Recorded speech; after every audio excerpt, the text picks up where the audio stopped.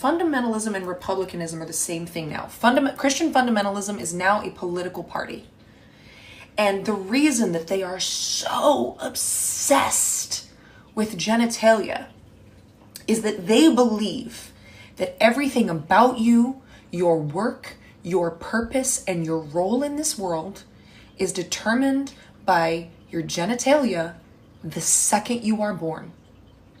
Let me explain.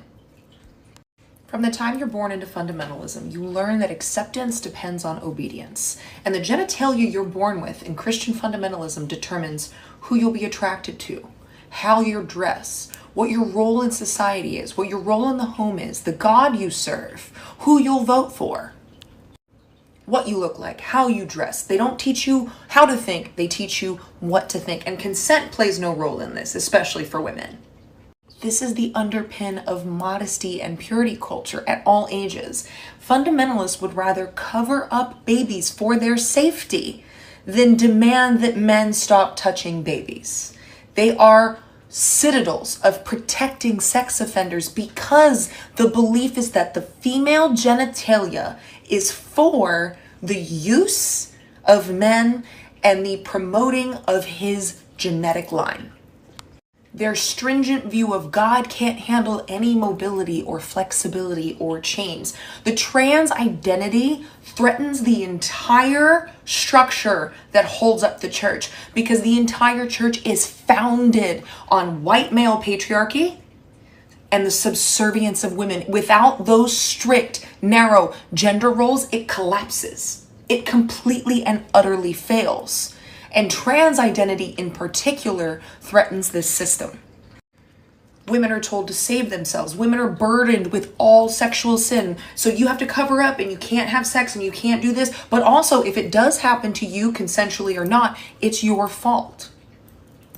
For evangelical men, it's all about what's under there. Can I sleep with it? Can it make babies? I don't want you in the public sphere. I need you at home. God says I'm in charge and I say get your in the kitchen.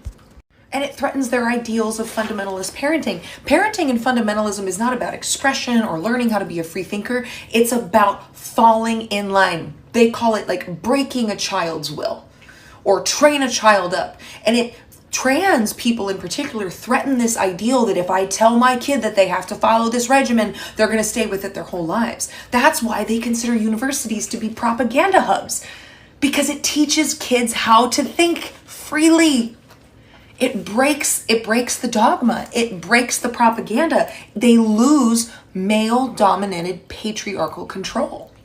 The end game for fundamentalism is white male dominion.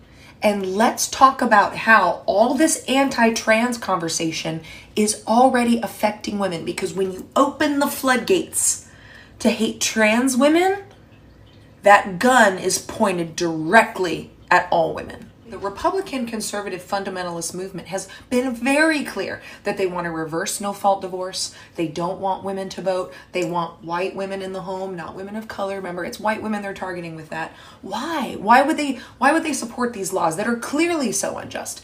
Because it fits in their paradigm of a woman's role based on the genitalia she was born with.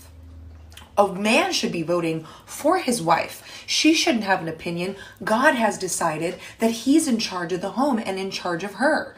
Divorce, she shouldn't be able to leave a man. Her body is his property. It's also why many fundamentalists don't believe that domestic violence or marital rape are crimes. Because a woman, based on her genitalia and their perversion of the scripture, has decided that she is owned.